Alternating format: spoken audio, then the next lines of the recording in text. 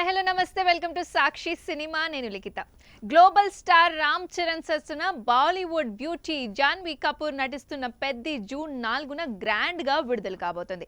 ఈ వేసవిలో box office దాహాన్ని తీర్చే అసలైన మాస్ బొమ్మ ఇదేనని ట్రేడ్ వర్గాలు గట్టిగా నమ్ముతున్నాయి.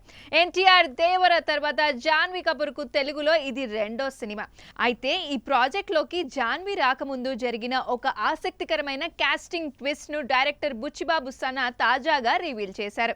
సినిమా ప్రమోషన్స్ ఇంటర్వ్యూలో బుచ్చిబాబు సనా మాట్లాడుతూ మొదట ఈ పాత్ర కోసం జాన్వీ కపూర్ చెల్లెలు ఖుషీ కపూర్ ను అనుకున్న మాట వాస్తవమేనని అంగీకరించారు. మేము మొదట ఈ కథలోని హీరోయిన్ క్యారెక్టర్ కోసం ఖుషీ కపూర్ ను ఫస్ట్ ఛాన్స్ గా అనుకున్నాము.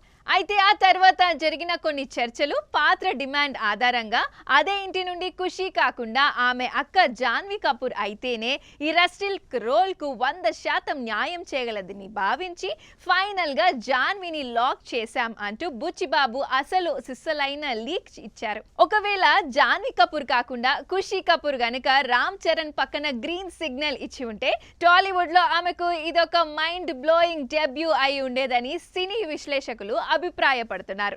సాక్షి టీవీ ప్రసారాలను నిలిపివేయడం చట్టరీత్యా నేరం. సాక్షి టీవీ ప్రసారాల కోసం మీ స్థానిక కేబుల్ ఆపరేటర్ని వెంటనే సంప్రదించండి. డిటిహెచ్లో ఇంటర్నెట్లో కూడా సాక్షి టీవీ ప్రసారాలను వీక్షించవచ్చు.